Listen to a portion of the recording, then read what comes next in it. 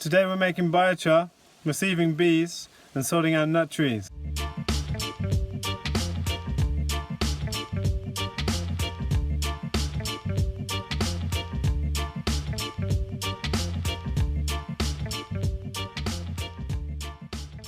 So we're making pit cone charcoal. We've lit a fire in the base of this pit which will ignite the wood that we want to actually charcoal to make biochar. So biochar is a bit different from charcoal in that it's been hydrated, because charcoal is hydrophobic, it repels water, and we want to soak it for 2 weeks. That could be in water, it could be in urine to make use of the nutrients, and after 2 weeks we would put that into finished aerobic compost like the ones we've been making, and we would charge all of the pores within those pores within those pores, because charcoal is a fractal structure. Those tiny pores on the walls of the pores inside the pores of the phloem are the perfect size for bacteria to come in and live. Now, if we put manure straight on the ground, it will last in the soil maybe 5 years maximum. If we put NPK, it's 6 to 8 to 10 months. Manure, 5 years maybe. Aerobic compost could last 20 years in the soil. Carbon like this, thousands of years in the soil. Right? It's a very stable form. So burning wood is good if you take the heat out of a good combustion and then bury the carbon. That's the best way you could use wood, actually. So now we've lit the fire, we're going to put on a layer of wood and get that burning to a certain point when the wood is combusted enough that it hasn't started actually burning away. We don't want to see embers on the wood. See how in a campfire you get the white embers building up and there's smoke coming off. It's not combusting, right, fully. Smoke and off-gassing is a sign of non-full combustion. It's just wood gas that's not been ignited. So it'll always smoke when we add a layer, but when it really gets going, there's no smoke at all. It's just a massive column of heat, and it will get to 800 degrees or so in here. That's why we moved it away from the fence, because we melted the fence last time. I mean, it will melt a fence 2 meters away. It gets very hot. I have a picture from last year. We were toasting marshmallows, and we were stood like 6 meters away with whole willow branches, because it gets really hot. And we will keep doing layers until the right level of combustion. Then we'll add another layer, let that get going, add another layer, and it takes a lot of wood because it's burning down as we go. And then when we get to the top level, we'll end up with a slightly raised dish, get that burning to the right point, and then we'll just douse it with water from the hose pipe, like loads of water, to get it out at the bottom. Otherwise it'll slowly burn away. The cone shape is to function to not allow oxygen near the bottom. So we're burning without oxygen. So this is the simplest, cheapest, most reliable way to make charcoal. There's many ways. So let's go for our first layer of wood, and we want to evenly space it so that it's filling all the air holes ideally, and it will start to smoke as that wood gets going. And we're trying to take even sized pieces of wood because we want them to all combust equally, as it were. If we put massive logs in, we'll have charcoal on the outside and timber still on the inside, which won't do very well. So it's maybe blocked out the air a little bit much. We'll let this one get going, and then we'll just keep adding layers like this. So we're adding more layers, and as you see, it adds smoke as you add a new layer, and then as the heat comes up, it takes a couple of minutes to get a raging combustion again with no smoke. It's kind of counterintuitive, perhaps, if you sat around a campfire a lot. Like, you would think like this will become a big orange glowing mass. You can already see down there. You think that that's just going to burn away, but there's no oxygen being sucked down to the base of the combustion, so it's not. It's burning very hot and clean underneath there and turning into carbon. And very quickly this will really catch and the smoke will dissipate. So a couple of minutes later, this layer is combusting, mainly in the middle, but as we go up the cone it will start creeping out to the edges, as you see there underneath. And our trick is to look for like the white ashes of an incomplete combustion on the logs in the middle there. This is a bit of clay in the soil underneath the topsoil there, so this will be very well baked by the time this is done. It will be very different looking soil under here when it's done. That's alright, this is our trash ground. So at this point we're adding another layer, and just an even layer all over, and it will probably start to smoke again.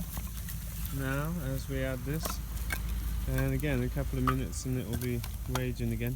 So it's quite a time consuming process. Even this pit, it'll give us like a third of a cubic meter of charcoal, and it will take quite a lot of wood to get there, and it takes time. It's a good job to do, sitting around singing songs, take a beer, eat a barbecue, cook some sausages, marshmallows. But you really need to watch it. It's not something you can walk away from at any point. You need to keep your eyes on it, like most things we do.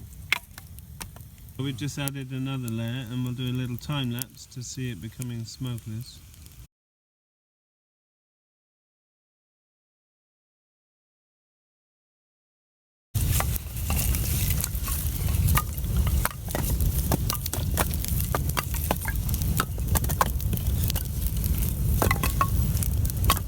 That's good, that's good. Go with that, go with that. Watch the extras. So it takes exponentially longer as we go up, because we've obviously got a much bigger pit to fill. Working on it. What would you lot reckon the amount of wood per the size of the hole is? I mean, we haven't got up there yet, but a factor of double or three? Or? I would say probably double. I reckon 3. We've still got quite a long way to go. I'd say we're going to add nearly as much as we already have. Good, right? Oh, good. Yeah. At least 2.5 times. Oh, I think we need to collect a bit more wood. With some grasses. So, we're up to the final layer. How long have we been out here? 1 hour and 30. An hour and a half. So it takes a little while. Give us, you know, big old couple of sacks of compost, but we put the last layer on now. So this last layer is a bit of a sacrificial layer. Some of that might not fully charcoal before the layers below are in jeopardy. So we've got the hose pipe over here, and we'll just wet the whole thing down when we feel like time is right. A lot of steam will come up. You'll be able to communicate with our neighbours in Sunne, and then we'll leave it overnight soaking. Just walk around in it. Okay, so we think the charring is done, and now it's time to add water.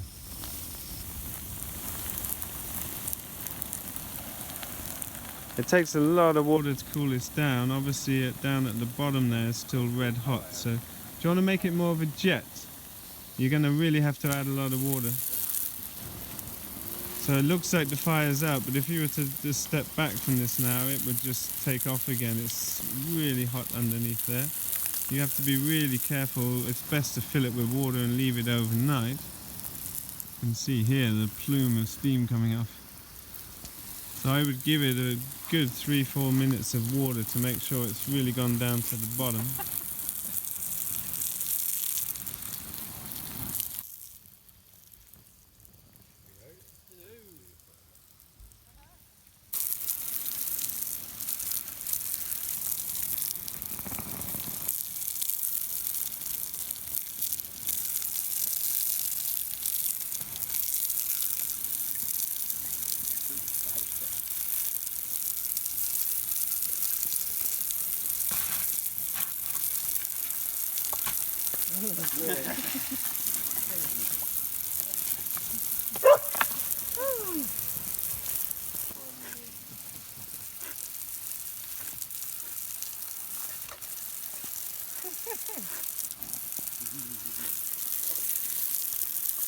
So we doused it off. We've got a lot of water in the pile. It's very hot still, but it's very nicely charcoal. So we'll leave it overnight. Tomorrow we'll get out and crush it, probably drive the rhino over it in the tarp, or you could use a hammer or something.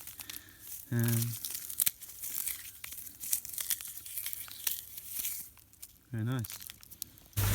Have a little taste. Beautiful. A typical 10:30 at night delivery.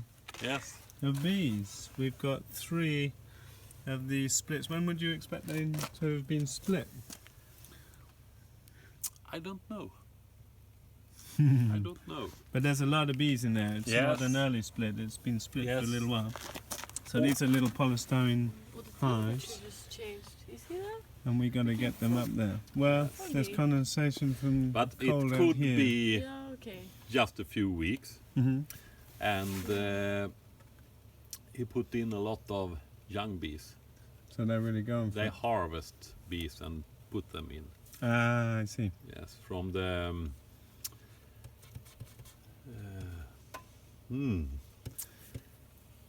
But that's it, there's a queen in there already, right? Yes, But everything is okay. It's just not the black bee. No, These are all non. it's Black Bookfast, bees, yeah. the English. And what will Hybrid. the local beekeeper say about that? I talked to him before I bring them here, Yeah. and he made his queen on Lure in Vänern now, so he didn't make them here. But they want you to change queens, Mm-hmm. and I don't know When? how the price is, if it's 400 or 500, or if it's a half the price, or if they are free. I didn't know. He wants us to change them immediately. So No, I get queen from him, and I and then we help change you it. Okay. with that. But I'm really happy it's a strong hive because it's quite middle of the season, I guess. Yes. So it's perfect now. Yes. So we're going to put these up tonight in the. We put the new flow hive out. The last of the top bar hives out in Buckyfield where the hops are, and so we'll put all of these out tonight, sitting just by the hive entrance, and open them up. And then Tuesday, Patrick's coming back to tell us all about bees. Yes. We're just opening up these vents for the bees. You see a little bee sticking up. And we're sighting them right under the periscope entrance to the top bar. So that's a little periscope, they go up and in there. And it has some more vents at the other end. So we're putting the hives all in place, and then we leave them for Tuesday when Patrick comes back. 2 more vents on this side. So, egg team are on blackcurrants, and look, we're just coming along. These are 3-year-old plants, and that's the harvest from 2 of these little plants. And we have hundreds of them all the way along here. We've got a few rows in Topfield too. And it's the cropless Ben Lomond, the one I've been talking about previously. It just does so well here. It's so easy and low maintenance that any gaps in our tree lanes are going to become blackcurrant, because we make a lot of jams. So we will be freezing this up in bags and then taking it out to make jams later. Perhaps when we have the apple harvest, we can make apple concentrate as the sugar source for the jam, and pectin also. And so we'll just freeze it down in a couple of kilo bags at a time, eating some fresh and putting some away for next year. So today we put away 20 kilos of blackcurrants, and we've got a lot more to pick. These are going in the freezer just before they're fully ripe, so they're perfect for making jams. And that's what we're going to do with them. Make jams, put away for next year with most of them, and then need a bunch fresh too. Yeah. Did it change when they start building? So the splits seem fine. Here's a bee bridge.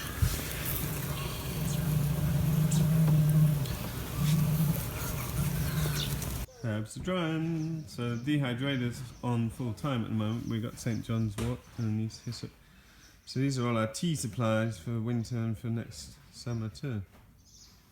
So, what do we think? Nice jar? We're now going to crush this up to increase the surface area, so we're going to put it on the top and drive the ATV over it repeatedly.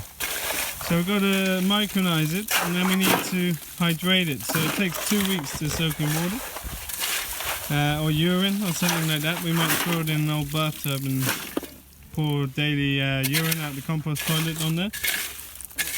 And then in 2 weeks we'll put it into our compost pile that we've been making together, and that will have finished.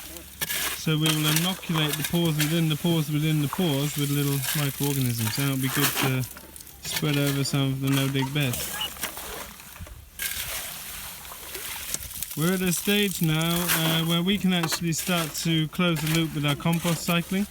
obviously making no dig beds, we are putting down a huge amount of material in the beginning, but the maintenance of these beds is going to be minimal now. So we were calculating yesterday the amount of wood needed to make biochar and make good aerobic compost and biochar. It's probably about 10-15 cubic meters a year that we need, really. Maybe double that, depends on how intensive we want to go with it. But the beauty of that is we could make we were talking about making our social fire pit into a biochar pit, and anytime you decide you want to light a fire at the evening or something, you have to take responsibility for making sure the fire is managed, and you end up with a few wheelbarrows of biochar, which sounds like a perfect idea. And it's very nice heat thrown off it and no smoke. Often we're sitting around the fireplace and someone's got smoke in their face the whole evening. So I think it could be a pretty good strategy. Yeah. All right.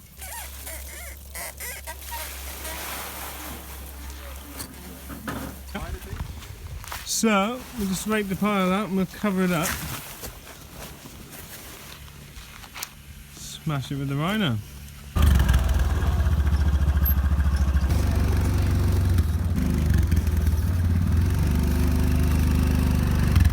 So it's not totally powdered, but there's a lot of powder. It's very fine. And so we're going to transfer it to a bathtub and fill it with urine.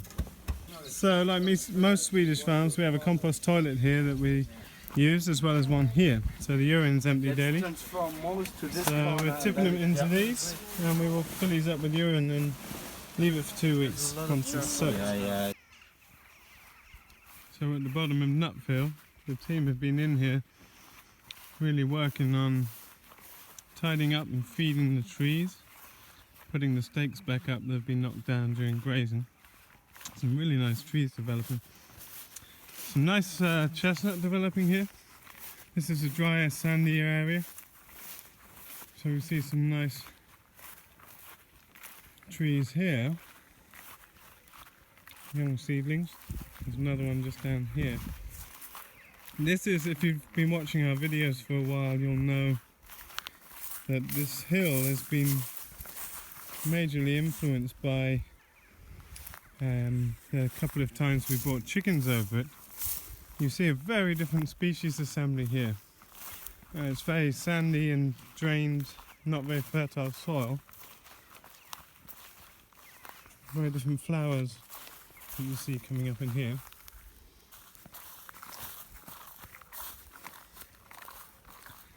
So cows and sheep are making their way down, and quite a lot of flies out now at this time of year. They often get pretty smart. See how they stand back to back? That's Clove May and her daughter, and they help each other out by keeping the flies off each other's faces. Very smart animals. There's one of the calves just resting in here.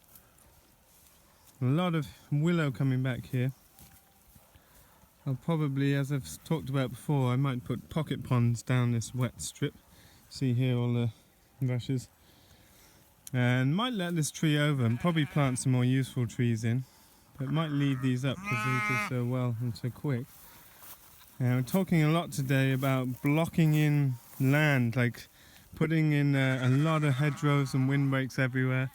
That's where this place is headed, with, you know, savanna-style nut plantings long term, with windbreaks on the sides and backs, the riparians up and high, and then avenue plantings along the roads, and each little field is just getting more and more protected, and that's really the way to go in a cold climate to influence microclimates, etc. And there's a calf over there. They're getting stronger every day, and we're getting milk.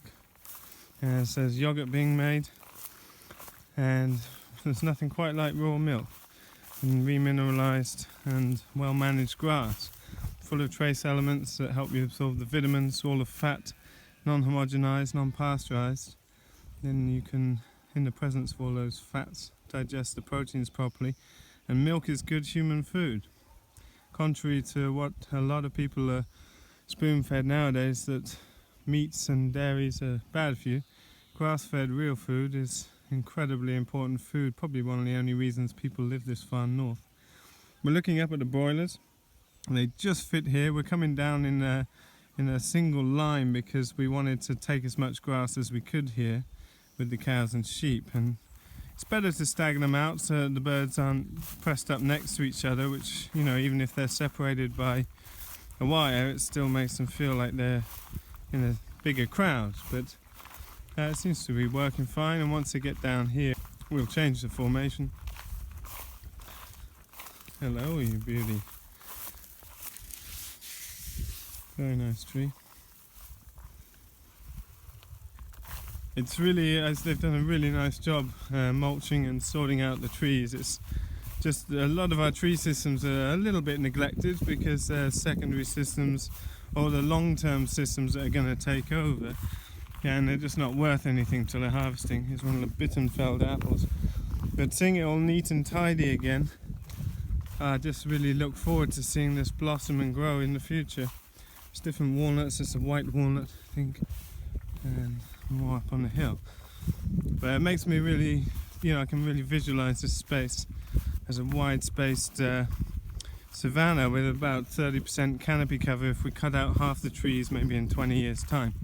30% canopy cover is what you want to go for here if you don't want to lose any yield in your pasture. And so that, looking down from above, you would, in 1 hectare you couldn't have more than 300 square meters of full-grown canopy. Turkey's doing really good.